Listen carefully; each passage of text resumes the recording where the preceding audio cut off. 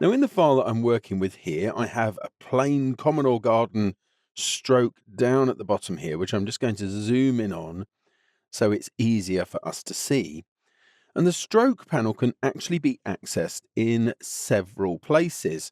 In the layout that I'm using here, which is Essentials Classic, I have the stroke panel here like so. Now you may well come across it in this short form here, but if you choose Show Options, the full panel will be revealed. However, if you choose to pick it up from any of the other places, you can get it, such as the stroke hyperlink here in the Properties panel. And also, if you're using the control strip up here, then you do get the full panel from there.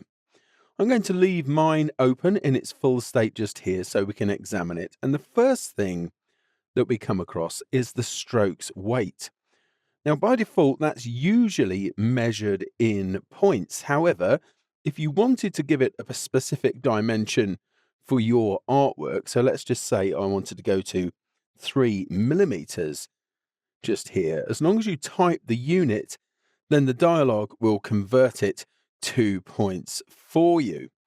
You can change it either using the field just here, so I'm using a trackpad and I'm just scrolling over the numbers there. That's why they're changing so rapidly. You can also use the carousel icons to move it up and down, and some preset weights over here on the drop down.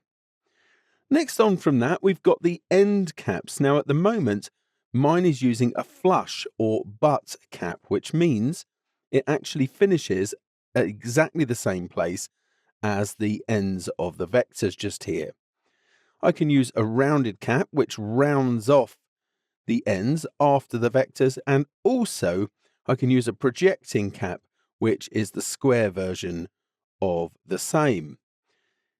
In addition, we've got some options for corners. So I'm just going to pan across here to this shape on the side here, which has some corners.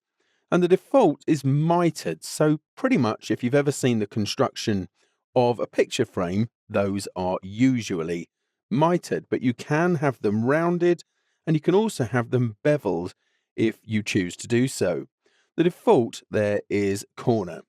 You can also set a limit for how much of a corner you get. So if you get a really steep angle, it may be that you end up with a super pointy edge. Let me show you how that works. If I just get my pen tool just for a moment and draw you a very, very steep angle like so. Okay, so there's my very steep angle. You can see it's not doing anything with the mitering, but if I increase the mitering here, then I get this very long point.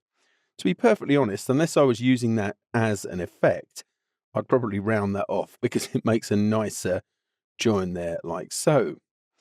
The last thing we'll look at is the stroke alignment. Now you'll notice that 2 of these here are dimmed.